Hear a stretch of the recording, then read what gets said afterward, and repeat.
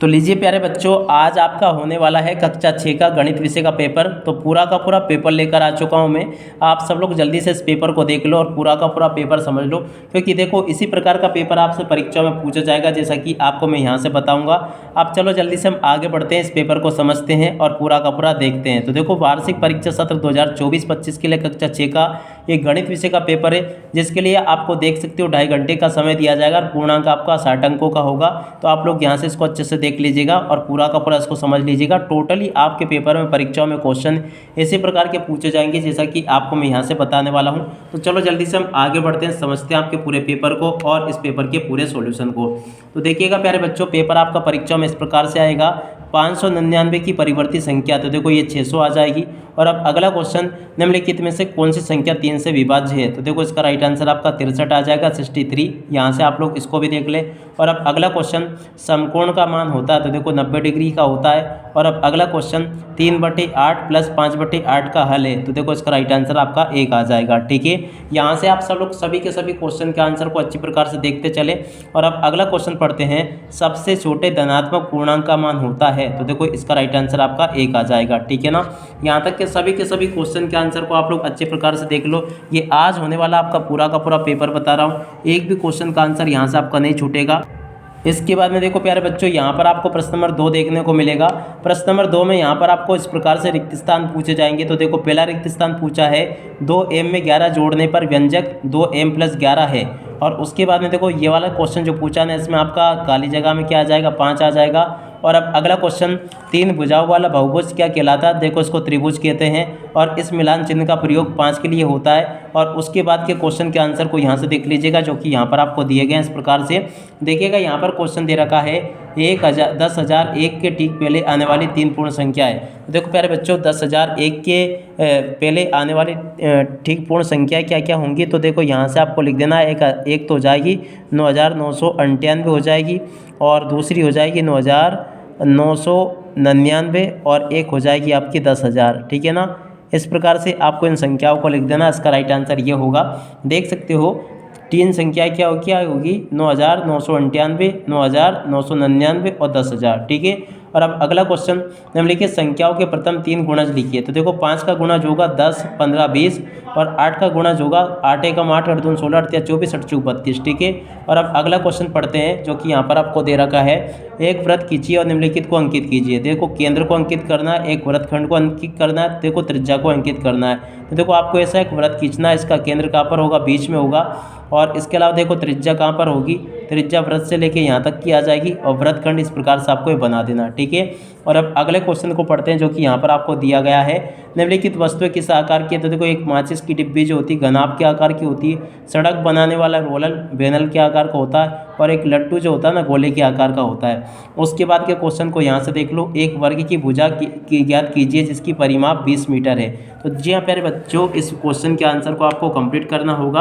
तो चलो मैं आपको इस क्वेश्चन का आंसर बता देता हूँ, ताकि आप सब लोग अपनी परीक्षाओं में इस क्वेश्चन के आंसर को अच्छे प्रकार से लिख कर आ सकें। तो देखो प्यारे बच्चों, इस क्वेश्चन का आंसर आपको ये दिया गया है, आप सब लोग देख लीजिएगा। इस क्वेश्चन का आंसर पूरा का पूरा मैंने आपको बता दिया, ये लिखा पूरा का पूरा आंसर। और उसके बाद वाले क्वेश्चन का आंसर ये दिया गया है, इसको भी देख लो और अच्छे से इसको लिख भी लो। ठीक है ना, यहाँ तक के सभी क्वेश्चन के आंसर मैंने बता दिए। और अब अगला क्वेश्चन, अंग्रेजी वर्णमाला का जो क्वेश्चन पूछा था ना, ये भी मैंने आपको बता दिया था, ये वाला। ठीक है, और अब अगला क्वेश्चन इसके बाद में देखो आप इधर आ जाते हैं, इन क्वेश्चन को पढ़ते हैं। तो देखो यहाँ पर आपको दे रखा है, निम्नलिखित प्रश्नों को हल कीजिए। तो देखो प्यारे बच्चों, इन क्वेश्चन को आपको हल करना है। संख्या रेखा खींचकर आपको निम्नलिखित भिन्नों को बिंदुओं के रूप में आपको दर्शाना है। तो ठीक है ना, इसको आप लोग दर्शा देना। और अब अगला क्वेश्चन, कोणों के आधार पर त्रिभुजों के प्रकार बताइए। तो देखो प्यारे बच्चों, कोणों के आधार पर त्रिभुजों के प्रकार यहाँ से आपको देख कर लिख देना है। 3 प्रकार के कोण होते हैं, समकोण त्रिभुज, न्यूनकोण त्रिभुज और अधिकोण त्रिभुज। ठीक है ना, आप लोग देख कर लिख लेना इसको। और अब अगला क्वेश्चन पूछा है, एक आयत के गत्ते का क्षेत्रफल 36 वर्ग सेंटीमीटर तथा इसकी लंबाई 9 सेंटीमीटर है, गत्ते की चौड़ाई ज्ञात कीजिए। तो देखो प्यारे बच्चों, यहाँ से आपको गत्ते की चौड़ाई इस प्रकार से ज्ञात कर लेनी है। ठीक है ना, ये बता दिया मैंने आपको पूरा का पूरा। और उसके बाद में देखो प्यारे बच्चों अब अगला क्वेश्चन पढ़ते हैं। यहाँ तक के सभी क्वेश्चन के आंसर मैंने आपको बता दिए हैं, आप लोग इनको तैयार कर लीजिएगा। अगला क्वेश्चन, एकता एक दिन में 3000 अर्जित करती है, 30 दिनों में कितने रुपए अर्जित करेगी। तो देखो प्यारे बच्चों इस क्वेश्चन के आंसर को यहाँ से देख लीजिएगा, इसका उत्तर भी पूरा का पूरा मैंने आपको ये बता दिया, ठीक है ना। इन क्वेश्चन के आंसर को आप लोग यहाँ से देख लो और पूरा का पूरा इसको हल कर लेना। और अब अगला क्वेश्चन पढ़ते हैं। यहाँ तक के सभी क्वेश्चन के आंसर मैंने आपको बता दिए हैं। अब चलो जल्दी से अब इस प्रकार से आप सब लोग इन क्वेश्चन के आंसर को देख लीजिएगा। यहाँ पर जो क्वेश्चन आपको दे रखा था ना एकता वाला, तो इस क्वेश्चन के आंसर को मैं आपको बता देता हूँ ताकि आप सब लोग अपनी परीक्षाओं में इन क्वेश्चन के आंसर को अच्छे प्रकार से लिख कर आ सको। एक भी क्वेश्चन का आंसर प्यारे बच्चों यहाँ से आपका मिस नहीं होगा, मैं सभी के सभी क्वेश्चन के आंसर को बताऊँगा।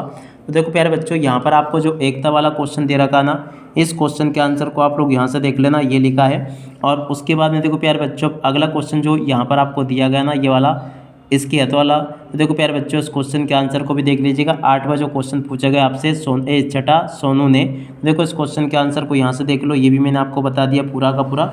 और उसके बाद वाले जो क्वेश्चन है ना, इन क्वेश्चन के आंसर को भी आप लोग देख लीजिएगा, ये लिखा पूरा का पूरा सॉल्यूशन इसका आप लोग देख ले अच्छे से और इसको पूरा का पूरा याद कर लेना, ठीक है ना। यहाँ तक के सभी क्वेश्चन के आंसर मैंने बता दिए। और अब इसके बाद में देखो ये वाला क्वेश्चन, निम्नलिखित को आपको आरोही क्रम में व्यवस्थित करना है। तो देखो प्यारे बच्चों आरोही क्रम में इस प्रकार से आपको व्यवस्थित कर लेना। इसके अत वाले क्वेश्चन का आंसर ये आपको दिया गया है, देख सकते हो। यहाँ तक के सभी क्वेश्चन के आंसर मैंने आपको बता दिए हैं। अब चलो इसके बाद में हम आगे बढ़ते हैं, आगे के क्वेश्चन और उन क्वेश्चन के आंसर को देखते हैं। तो देखो ये तो सभी के सभी क्वेश्चन आपके हो ही चुके हैं। अब उसके बाद में देखो प्यारे बच्चों इन क्वेश्चन के आंसर को भी आप लोग देख लीजिएगा जो कि यहाँ पर आपको दिए गए हैं। देख सकते हो प्यारे बच्चों यहाँ पर आपको जो क्वेश्चन दे रखा है ना, ये वाले इनको देख लीजिएगा। यहाँ पर आपको क्वेश्चन दे रखे हैं, एक दंड आलेख को देखिए जो अजीत द्वारा अर्धवार्षिक परीक्षा में विभिन्न विषयों के प्राप्त अंकों को दर्शाता है, ठीक है ना। अब यहाँ से आपको इन क्वेश्चन के आंसर को देख लेना, देख सकते हो यहाँ से किसी विषय में अजीत ने अधिकतम अंक प्राप्त कितने किए हिंदी में। तो देखो यहाँ से आपको ये इस ग्राफ को देखना है और इस ग्राफ में देख सकते हो सबसे ज़्यादा जिसमें आपको दिया गया ना, देखो सबसे ज़्यादा ऊपर ग्राफ कौन सा जा रहा है, हिंदी का। तो देखो हिंदी इसका राइट आंसर होगा। और अब अगला क्वेश्चन, किस विषय में अजीत ने न्यूनतम अंक प्राप्त किए। तो देखो सबसे नीचे ग्राफ किसका जा रहा है, सामाजिक विज्ञान का। देखो यहाँ से आपको सामाजिक विज्ञान लिख देना है। उपरोक्त दंड आलेख में क्या सूचना दर्शाई गई। तो देखो विभिन्न विषयों के प्राप्तांक इसमें दर्शाए गए हैं, ठीक है ना। इस प्रकार से आपको इनको देख लेना है। उसके बाद में देखो यहाँ पर आपको इस प्रकार से सूचनाएं दे रखी है और इन सूचनाओं के आधार पर प्यारे बच्चों आपको क्या करना है, ग्राफ बनाना है, ठीक है ना। एक दंड आलेख बनाना सेम टू सेम इसके जैसा। अब इसमें अपन वही करेंगे कि जिस रोज़ सबसे ज़्यादा पुस्तकें बेची गई ना, उसका ग्राफ थोड़ा ऊपर जाएगा, उससे कम वाले का फिर उससे कम जाएगा। तो इस तरह का आप लोग ग्राफ बना लेना, इस टाइप का बनाना आपको अच्छी प्रकार से, ठीक है। अब इसके बाद में देखो प्यारे बच्चों अगला क्वेश्चन प्रश्न नंबर 9 जो पूछा गया ना, 9 वाले क्वेश्चन के आंसर को यहाँ से देख लीजिएगा आप लोग। यहाँ पर आपको दे रखा 7.6 सेंटीमीटर लंबाई का एक रेखाखंड खींचिए और उसका लंब समद्विभाजक बनाना है। तो देखो प्यारे बच्चों रेखाखंड आपको इस प्रकार से खींच देना है और इसको बीच से आपको इस प्रकार से बांट देना है, ठीक है ना। और अब अगला क्वेश्चन, गुणनखंड नियमों का प्रयोग कर गुणनफल ज्ञात कीजिए। तो देखो प्यारे बच्चों इस क्वेश्चन का आंसर आप लोग देख लीजिएगा। प्रश्न नंबर 10 है जिसमें कि आपको क्या करना है, गुणनखंड नियमों का प्रयोग करते हुए आपको गुणनफल ज्ञात करना है। तो देखो प्यारे बच्चों इस प्रकार से यहाँ से आप लोग देख लेना इसको और ऐसे आपको इसको पूरा का पूरा कंप्लीट कर लेना है, ठीक है ना। ये बता दिया मैंने आपको। और अब अगले क्वेश्चन को पढ़ते हैं जो कि यहाँ पर आपको दिया गया है। देख सकते हो प्यारे बच्चों आगे आपके पेपर में क्वेश्चन इस प्रकार से दिए जाएंगे, तो आप लोग इनको भी देख लीजिएगा, इनके उत्तर क्या आ जाएंगे आप लोग देख सकते हो। और उसके बाद में देखो प्यारे बच्चों अगला क्वेश्चन पढ़ते हैं। यहाँ पर जो कि दिए गए हैं इन सभी क्वेश्चन के आंसर यहाँ से नोट कर लेना, ये बता दिया मैंने आपको इन सभी क्वेश्चन के आंसर। अब इसके बाद में देखो कुछ क्वेश्चन के आंसर आपको ये दिए गए, इनको भी देख लीजिएगा। और उसके बाद में देखो अगला क्वेश्चन पढ़ते हैं। यहाँ तक के सभी क्वेश्चन के आंसर मैंने आपको बता दिए हैं। और उसके बाद में देखो प्यारे बच्चों आगे आपके पेपर में एक सरिता वाला क्वेश्चन पूछा गया है। सरिता की वर्तमान आयु x वर्ष से y वर्ष है। अब निम्नलिखित प्रश्नों के उत्तर आपको देना, पहला दूसरा तीसरा, इन तीनों क्वेश्चन के आंसर आपको देने हैं। तो देखो प्यारे बच्चों इन क्वेश्चन के आंसर को आप लोग इस प्रकार से देख लेना है, ये बता दिया मैंने आपको। और उसके बाद में देखो आगे जो क्वेश्चन पूछे गए थे उन क्वेश्चन के आंसर को यहाँ से देख लो और यहाँ से आप लोग लिख लेना। और उसके बाद के क्वेश्चन के आंसर आपको ये दिए गए, इनको भी देख लो, लिख लेना अच्छे से, ठीक है। यहाँ तक के सभी क्वेश्चन के आंसर मैं आपको बता चुका हूँ। आगे क्वेश्चन के आंसर ये लिखे हैं, इन सबको भी आप लोग देख लीजिएगा। यहाँ तक के सभी क्वेश्चन के आंसर प्यारे विद्यार्थियों मैंने आपको कवर करवा दिए हैं, तो आप सब लोग इसको अच्छे से कंप्लीट कर लो। अब इसी के साथ में इस वीडियो को यहीं पर पूरा करते हैं। नमस्कार, जय हिंद, जय भारत।